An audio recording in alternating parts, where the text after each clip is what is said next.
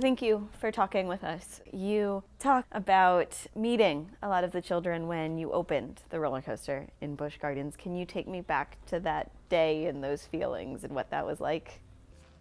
Well, it's funny. Well, like I mentioned in the talk, first of all, I wasn't even supposed to be doing that. I was supposed to be signing snow globes in the gift shop, but that fell apart, and all of a sudden I'm told I have a sign that says I'm the designer, and I was totally blown away because the way our teams work, there is no one person that's responsible for the whole thing.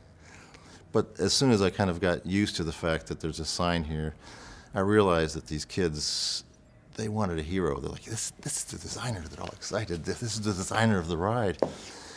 And the enthusiasm, seeing the enthusiasm of the kids as they come off the coaster was just, it's so, so rewarding.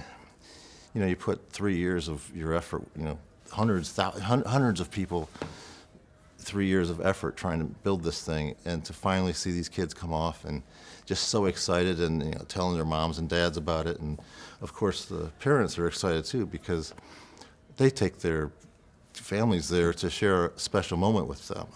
And when you nail it, everybody's happy. But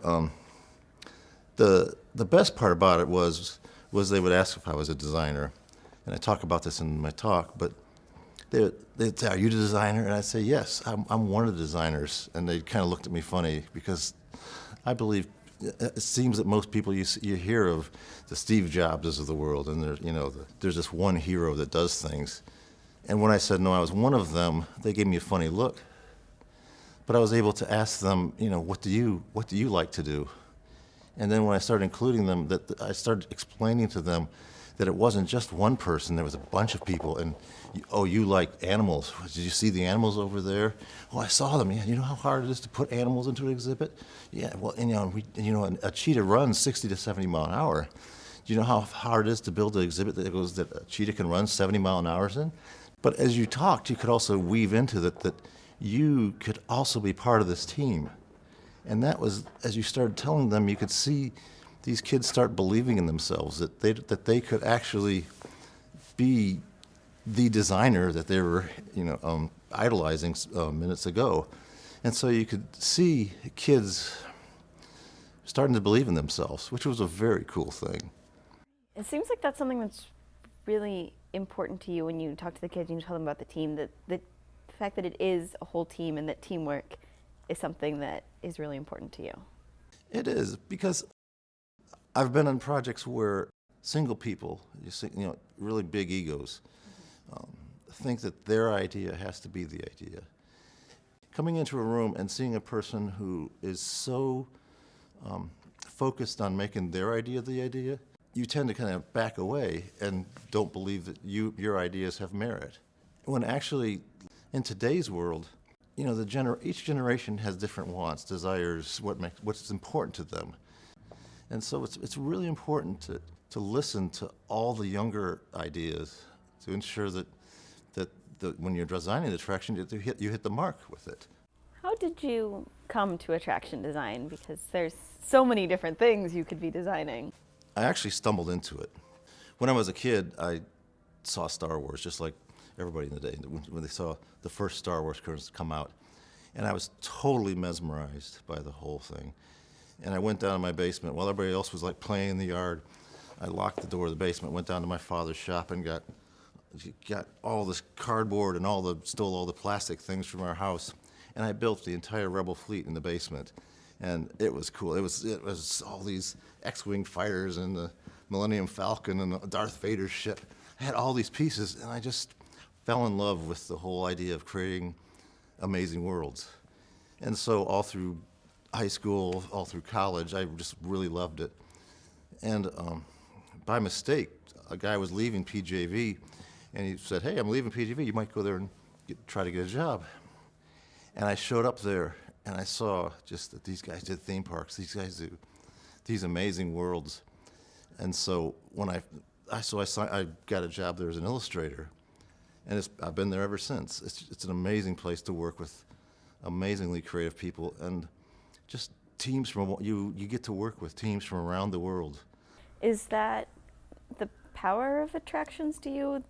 A new world that we're taking people to, that they can not worry about other things and be in the world with whoever they come with? To escape?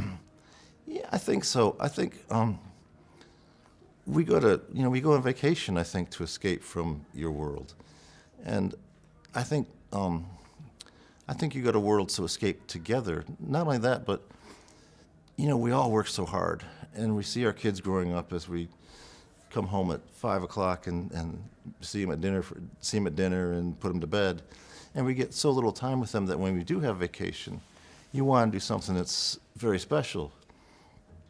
And theme parks are a place where you can do something that's totally special. You have all these wonderful moments that you share.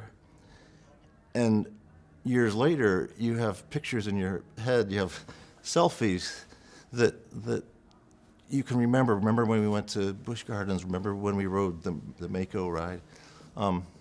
You have these selfies that you can look back on and say, hey, I did something special with my kid. And I think that's the best part, that you helped create those things for the families. Mm-hmm. You connected in particular with a kid who brought you a design of his own. Yeah. Can you tell me about him? Well, that was at the end of the day at the cheetah opening. The whole day the rides are running, and these kids keep cycling through and that, and you're telling these stories, sharing stories with them. And I saw this kid at the back of the line that I already talked to him, and how is this kid coming back through again? Well, it turns out this kid had this menu, this paper menu that he had got, and he had got this pencil and pen that he had drawn this ride on, and he was so excited because he says, you told me I could do this, and so I did it for you. So this is the roller coaster. I think it should be there. What do you think? You think we could? Do you want this? Do you want this? You could show it to your boss. I'm like, sure. The kid, he was so excited. His mom was so excited.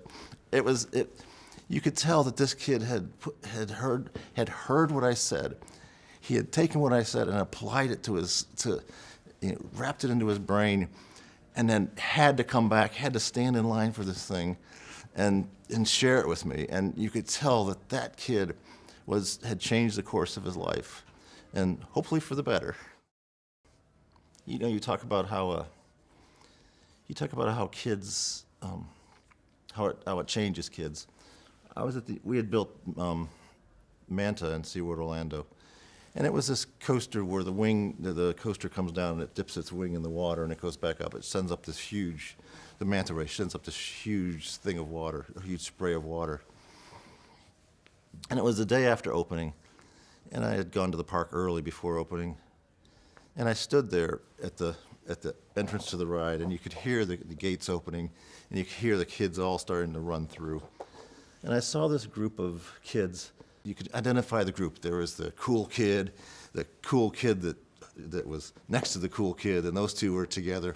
And then there's this kind of kid that was a little insecure, but he was part of the group. You could see the group dynamics as these kids ran through. And these kids ran up to the fence, the rail in front of the lake. And I heard the coaster coming around. I knew and you could hear the thing coming over the hills, and you could see the kids watching. And the coaster comes down, and it dips its wing in the water, and it puts up this huge splash. And all of a sudden, the dynamics of the group changed. All of a sudden, the cool kids were not so cool. They're like, oh, that's scary. But the insecure kid who you could tell all his life had to overcome challenges, he was like, yes, I'm going to do this thing. He just puffed out his chest, and he started running.